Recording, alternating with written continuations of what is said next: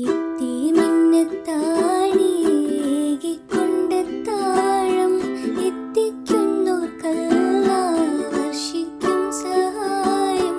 മുത്ത് റസൂലിന്റെ മൊഴികളറിഞ്ഞുള്ള മുത്തഖീങ്ങൾക്കാണ് സ്വർഗ്ഗത്തിലെത്താഴം.